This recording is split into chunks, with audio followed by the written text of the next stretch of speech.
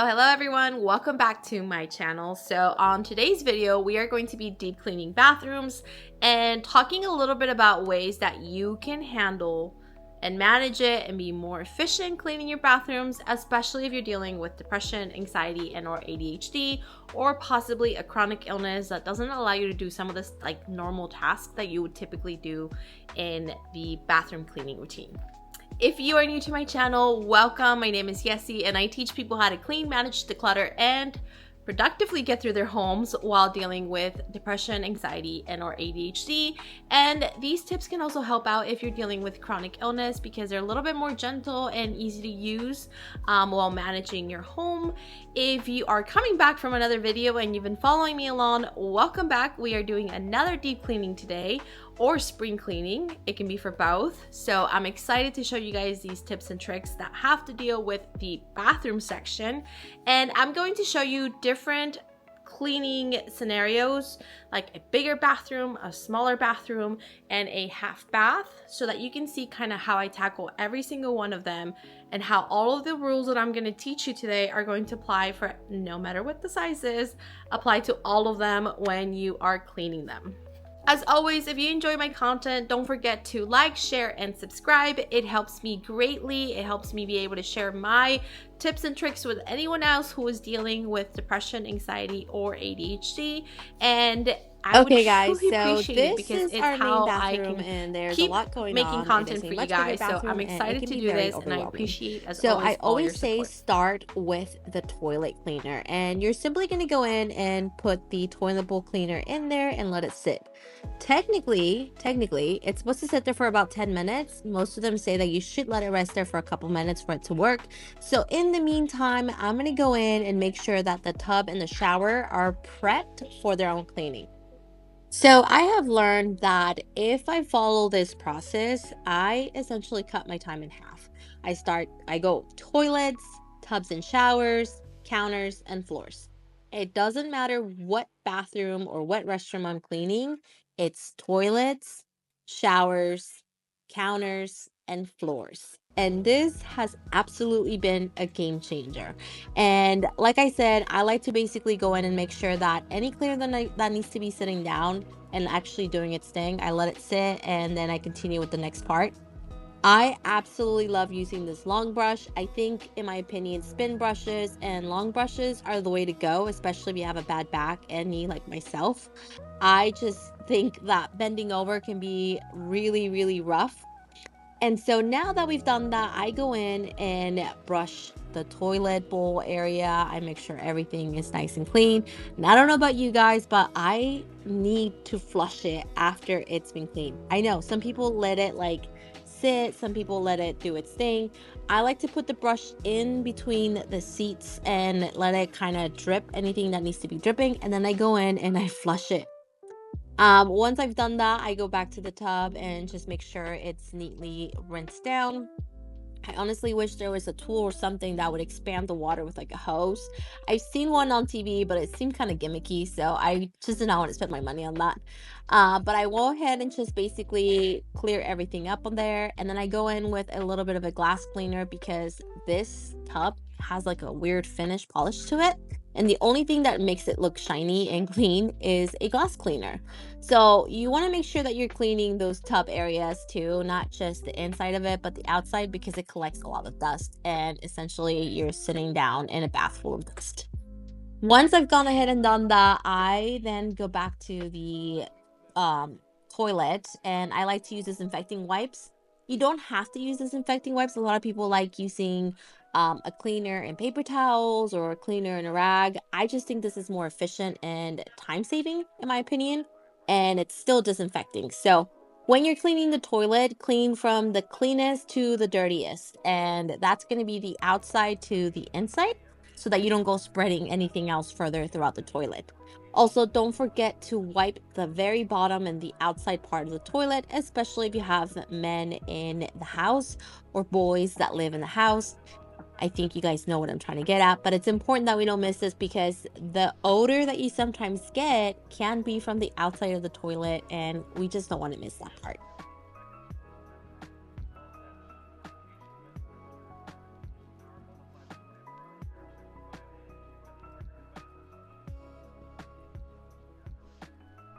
Now for the shower, I have one very easy trick for you guys, and that is to use a sponge wand, the ones that you can put soap in it and just have it ready to go. I have been doing this for some time now, and I just have it ready to go. Of course, it doesn't do a deep cleaning, but I just like to go in and do that while I'm showering because it does help extend the amount of cleaning that I do. But on deep cleanings, I always like to start with brushing everything on the floor. And it's one of the hardest parts. I know it is. And there's some corners where I go in with a little spin brush that is handheld, but typically I avoid this because I have a bad back and knee and I'm not trying to keep honing it. So I just went into this little corner here, and now I'm going to go with my long brush and really give it a good scrubbing. I also found this bucket here. This is kind of like a sink bucket. And the reason I call it a sink bucket is because it has an open in the center where you can just empty the water without having to carry the whole thing and empty it. But I like to have a little bit of water because the barkeepers is going to be a little bit more of a thick consistency, and it definitely needs that water to soak up and kind of clean the whole area. I recommend working in sections and just kind of working from the corners to the inside of the shower. And I was trying to look up the brush there. So you can look up this brush, which is nice, and it would stay in one like direction. But just giving it a good scrubbing and a good cleaning. Like I said, this barkeeper's cleaner has been really nice on the tiles because I'm sure you've seen that like pink mold that you get in showers. I have been able to get rid of it with this cleaner. And the little brush, as I said, it's just nice to not have to bend as much down. As you can see me a little bit bending over, but not as much. And it's simply just to reach. So that has been nice.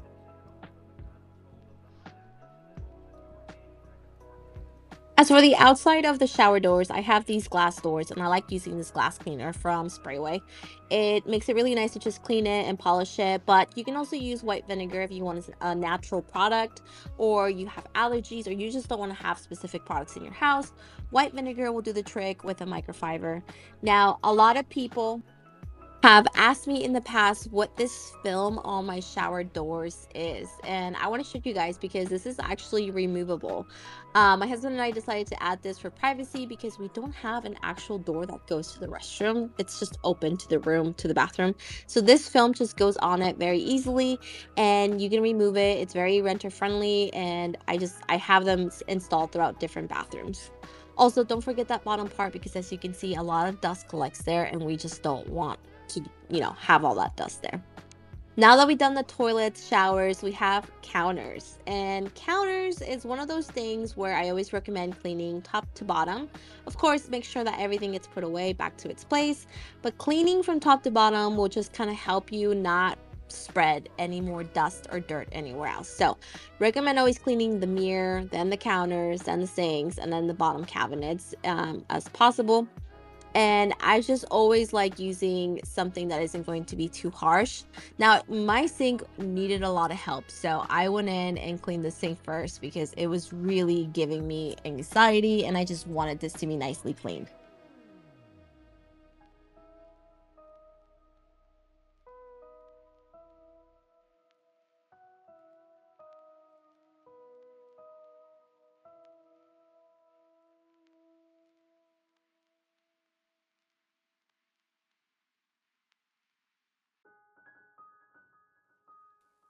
Another thing that you can do when it comes to the mirrors is using a plain microfiber with water. As long as it's not like incredibly dirty, I think that should work.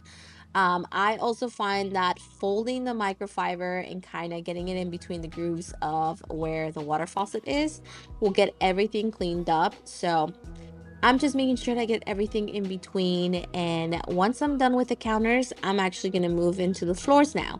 So again, remember what we're doing. We are doing toilets, then showers, then counters, then floors. I promise you that this process will actually cut your time in half because you're working in a very harmonious way, and it just keeps everything more collective, if it makes any sense. Do this with every bathroom, and I promise you, it just applies to everything that you clean there.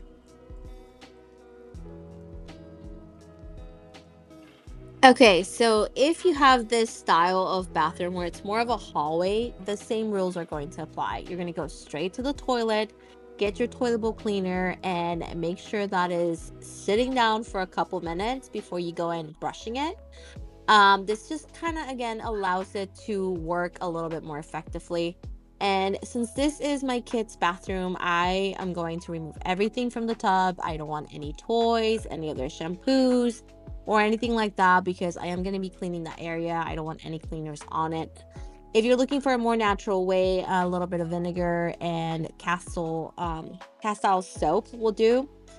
um, but I felt like this needed a little bit of help because the kids have been using this quite a lot. So I'm going in there with this Lysol, spraying everything down, and I'm gonna again use the long brush that I absolutely love. In my opinion, it just makes things very, very easy. I did started using my spin brush, which that's another recommendation I have for you guys. If you want one of these spin brushes, I absolutely recommend it. Just one thing, you gotta remember to charge it because mine died. Mine completely died mid-cleaning, so I can go back to my handy dandy reliable regular brush. So, spin brush, regular brush, whichever one, the extension is just what counts. So, I'm going in, making sure everything is nicely cleaned, and again, you wanna make sure you clean anything on the outside as well.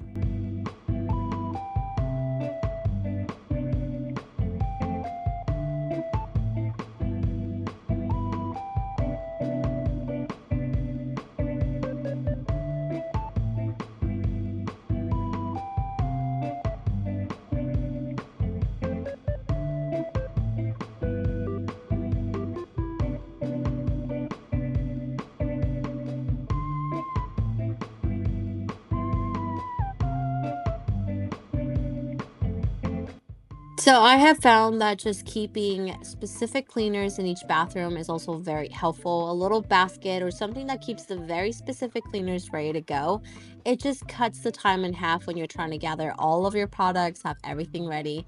Just have a small little caddy, bin, box, basket, whatever you want to call it, ready to go with some wipes, with a specific bowl cleaner that you use, a glass cleaner, and maybe some gloves. Just your necessities for the bathroom. This also really helps if you're trying to get your family involved in cleaning the bathrooms as well, because they know what products they should be using without having to go to you and say, hey, should I use this? Should I use that?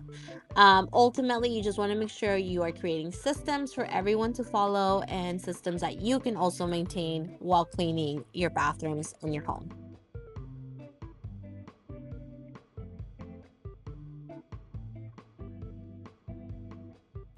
Now, here is another style of shower rooms, bathrooms that you can have, which is a smaller section too.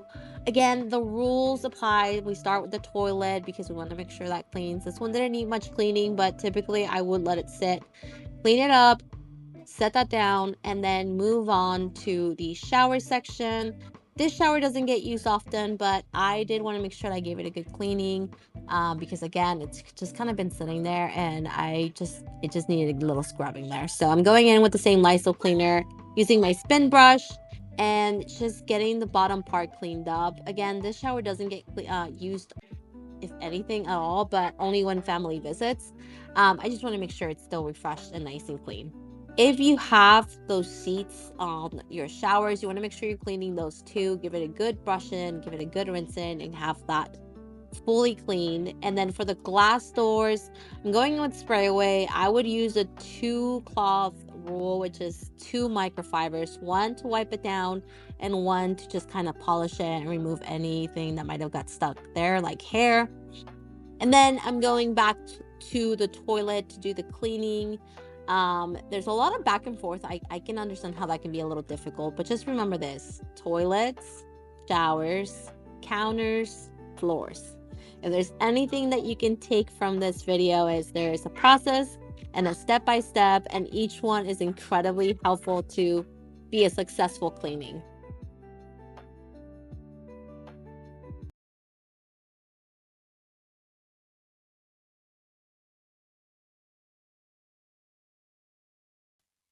Well, this is it, guys. This is how I manage my bathrooms throughout the house on bathroom day. And This included a little bit more of a deep cleaning, but the typical steps are the same on a weekly basis. Now, the toilets typically clean a little bit more often than the showers and maybe the counters do, but that's because they are used all of the time. I hope you guys got a few good pointers here of how to clean and manage your bathrooms. If you guys have any comments or questions, let me know down below in the comment section. I will have everything linked for you guys that I used today, and I will see you guys next time. Bye.